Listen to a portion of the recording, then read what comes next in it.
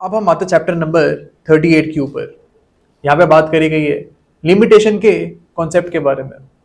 अब जो हमारा क्रिमिनल लॉ है, न्यू सीआरपीसी हमारी आईपीसी है, यहाँ पे लिमिटेशन का जो कॉन्सेप्ट है ये हमें चैप्टर नंबर 38 में देखने को मिलता है। लेकिन अगर आप सिविल लॉज की बात करो, suppose contract act, transfer of property act, यहाँ पे जो लिमिटेशन का कॉन्सेप्ट है इसके लिए हम लिमिटेशन एक्ट जो है हमारा उसको रेफर करते हैं। तो जितने भी सिविल लॉज हैं, अगर आपको उनकी लिमिटेशन के बारे में जानना है then we will study limitation act. Okay, अब एक्चुअली में लिमिटेशन होता क्या है? अगर हम क्रिमिनल लॉ के हिसाब से समझे तो इसका यह मतलब है कि कितने टाइम के अंदर अंदर कोर्ट एक केस की कॉग्निजेंस ले सकता है। ऐसा नहीं होना चाहिए कि एक केस जो है उसमें मैक्सिमम 6 महीने की पनिशमेंट है और जो हमारा प्रोसिक्यूशन है वो 10 साल के बाद इस केस को स्टार्ट कर रहा है। यहाँ पे हम बोलेंगे कि जो हमारा प्रोसिक्यूशन है ये वो ये काम नहीं कर सकता है, ये इस केस को चालू नहीं कर सकता है, बिकॉज यहाँ पे जो लिमिटेशन पीरियड है वो ओवर हो चुका है। आगे जाके हम यहीं पे देखेंगे कि किस ऑफेंस की कितनी लिमिटेशन है। जो लिमिटेशन पीरियड है वो हम देखेंगे कॉग्निजेंस के पर्सपेक्टिव से। यानी कि फॉर एग्जांपल एक केस में लिमिटेशन पीरियड ओवर हो चुका है, एक केस में लिमिटेशन पीरियड ओवर हो चुका है, तो यहां पे आप एफआईआर जो है उसको रिकॉर्ड करने के लिए मना नहीं कर सकते हो। यानी जो हमारे पुलिस ऑफिसर्स हैं उनको एफआईआर रिकॉर्ड करनी ही पड़ेगी अगर एक केस में लिमिटेशन पीरियड ओवर हो चुका है, उसके बाद भी उनको एफआईआर रिकॉर्ड करनी पड़ेगी। बिकॉज यहाँ पे जो बार गिवन है हमें वो कॉग्निजेंस के ऊपर गिवन है। अगर एक केस में लिमिटेशन पीरियड ओवर हो चुका है तो कोर्ट उस केस की कॉग्निजेंस नहीं लेगी, लेकिन वहां पे एफआईआर लॉन्च हो सकती है। ओके, अब हम ऑलरेडी इसको डिस्कस कर चुके हैं कि कॉग्निजेंस का स्टेज क्या होता है। ये तभी आता है जब एक केस में इन्वेस्टिगेशन ओवर हो जाती है। तो ये चीज हमको याद रखनी है from PTS point of view कि जो हमारा लिमिटेशन पीरियड है उसको हम कॉग्निजेंस के पर्सपेक्टिव से देखते हैं। ओके, इसमें हमको पीरियड ऑफ लिमिटेशन के बारे में बोला हुआ है। इसमें बोला हुआ है कि अगर किसी भी केस में जो मैक्सिमम पनिशमेंट है वो फाइन की पनिशमेंट है, तो यहाँ पे जो लिमिटेशन पीरियड है इस केस का वो 6 मंथ्स होगा। ओके, फॉर एग्जांपल एक नॉर्मल सा केस है, एक नॉर्मल सा ऑफेंस है जिसमें मैक्सिमम पनिशमेंट ही फाइन है, तो यहाँ पे अगर 6 महीने तक इस केस की कॉग्निजेंस नहीं ली जाएगी तो ये केस आगे जाके स्टार्ट नहीं हो पाएगा।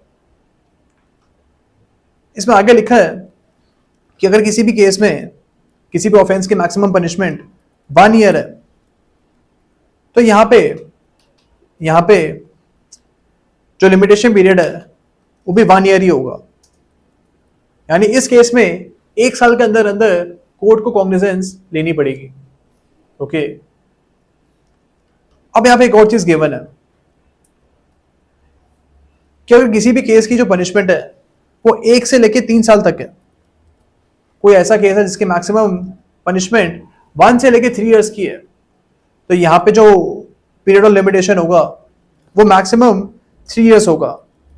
यानी इस पर्टिकुलर केस में 3 साल के अंदर अंदर आपको केस में कॉग्निजेंस लेनी पड़ेगी। ओके, तो ये हमारा लिमिटेशन पीरियड यहाँ पे गिवन है। अब यहाँ पे एक और चीज हमको समझनी है कि अगर किसी भी केस में जो पनिशमेंट है वो 3 इयर्स से ऊपर की है, सपोज मर्डर का केस है या फिर एसिड अटैक का केस है या रेप का केस है, यहाँ पे जो लिमिटेशन पीरियड है वो कितना होगा? यहाँ पे कोई लिमिटेशन पीरियड गिवन नहीं है। तो जो हमारा कोई ऐसा ऑफेंस है जिसकी पनिशमेंट 3 साल से ऊपर की है, यहाँ पे कभी भी आप इस केस की कॉग्निजेंस ले सकते हो, बिकॉज यहाँ पे कोई लिमिटेशन पीरियड हमें गिवन नहीं है। ओके,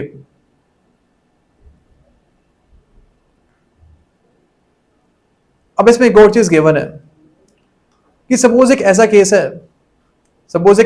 है जहां पे एक ही ट्रांजैक्शन में थेफ्ट भी कमिट हुआ है या फिर सपोज मिसचीफ भी कमिट हुई है और मर्डर भी कमिट हुआ है।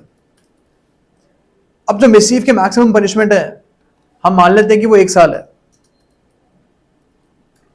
और मर्डर के तुमको पता ही है कि मैक्सिमम पनिशमेंट यहाँ पे डेथ पेनल्टी भी हो सकती है। अब इस पर्टिकुलर केस में अगर एक जो कॉग्निजेंस है इस केस में सपोज 5 साल के बाद होती है, आफ्टर 5 years इस केस में कॉग्निजेंस ली जाती है।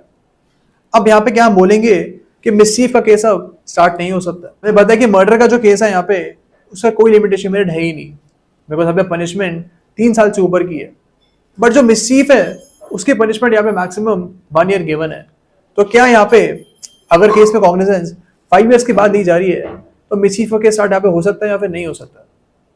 इस पर्टिकुलर केस में जो मिसचीफ का केस है वो भी स्टार्ट हो सकता है और मर्डर का केस भी स्टार्ट हो सकता है, क्योंकि यहाँ पे हम देखेंगे जो मोर सिवियर केस है हमारा, यानी जो मर्डर का केस है उसकी लिमिटेशन पीरियड क्या है। अगर उसकी लिमिटेशन पीरियड यहाँ पे कुछ गिवन है ही नहीं तो इसका जो बेनिफिट है ये मिसचीफ को भी मिल जाएगा, बिकॉज मिसचीफ और मर्डर सेम ट्रांजैक्शन में कमिट हुए थे। तो यहाँ पे मिसचीफ का केस भी आप 5 साल के बाद स्टार्ट कर सकते हो। इसमें बोला हुआ है कि जो हमारा लिमिटेशन का पीरियड है वो कौन सी डेट से स्टार्ट होगा। यहाँ पे आपको एक ही चीज़ याद रखनी है, कि जिसका सी पार्ट है, बस आपको पीटी के सबसे यही चीज़ याद रखनी है कि जिस दिन हमको जो एक्यूज्ड है उसका आइडेंटिटी के बारे में पता लगेगा, जिस दिन हमको पता लगेगा कि एक्यूज की आइडेंटिटी है, उस दिन से हम मान लेंगे कि इस केस में लिमिटेशन पीरियड स्टार्ट हो चुकी है। अगर सपोज जो एक्यूज्ड है उसका आइडेंटिटी हमको पता ही नहीं है, सपोज एक पर्सन है, इसे घर में चोरी हुई है, अब एक को पता ही नहीं है कि चोर था कौन। अब जिस डेट से एक को पता लग जाएगा कि चोर कौन था इस केस में, उस डेट से हम मान लेंगे कि लिमिटेशन पीरियड स्टार्ट हो चुका है। ओके, तो हमको बस यही टाइम पीरियड यहाँ पे याद रखना है from PTs point of view. Okay, अब यहाँ पे लिखा हुआ है कि जिस दिन को हमको एक्यूज की आइडेंटिटी पता लगी है, यानी सपोज एक को पता लग गया कि बी जो है उसने एक ही घर में आके चोरी करी है और ये जो काम किया इसने 1 जनवरी को किया है, तो जो 1 जनवरी की डेट है इसको हम एक्सक्लूड कर देंगे। जो हमारा लिमिटेशन पीरियड स्टार्ट होगा यहाँ पे वो 2 से होगा। फर्स्ट जो डेट है इसको हम हमेशा एक्सक्लूड करते हैं, तो यहाँ पे हम बोल सकते हैं कि ए को एक दिन यहाँ पे एक्स्ट्रा मिल जाएगा। ओके, तो क्लॉज 1 है, ये बोलता है कि अगर सपोज ए जो है इसको केस फाइल करना चाहिए था सीबीआई की कोर्ट में, लेकिन गलती से ये जो सिविल कोर्ट है, नॉर्मल से सिविल कोर्ट है, वहां पे केस को चला रहा है। यहां पे सपोज सीबीआई कोर्ट में इसने 6 महीने बिता दिए हैं। अब जो ये केस है इसका जो लिमिटेशन पीरियड है वो भी 6 मंथ्स ही था।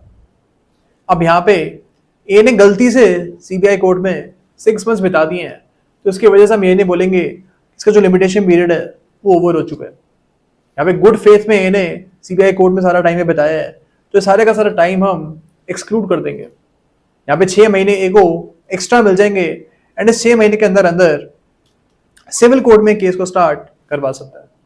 तो ये हमारा क्लॉज 1 बोलता है कि गलती की वजह से आपने कोई गलत कोर्ट में अपना टाइम वेस्ट किया है तो इस टाइम को हम एक्सक्लूड कर सकते हैं।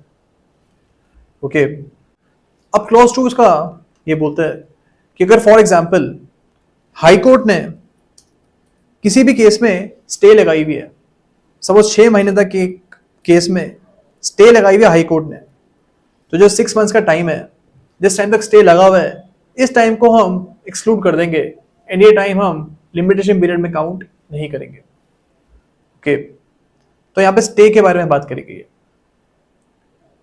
अब क्लॉज 3 जो है इसमें बोला हुआ है कि अगर एक पर्सन है ए, इसको केस स्टार्ट करने से पहले गवर्नमेंट का सैंक्शन चाहिए था।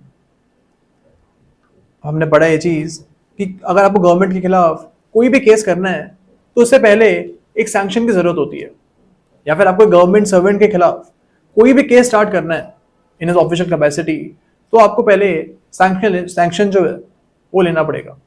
अब यहाँ पे ए को सैंक्शन लेने में 1 साल लग गया, तो जो 1 साल का टाइम है इसको आप एक्सक्लूड कर दोगे एंड इस टाइम को हम लिमिटेशन पीरियड में काउंट नहीं करेंगे। ओके,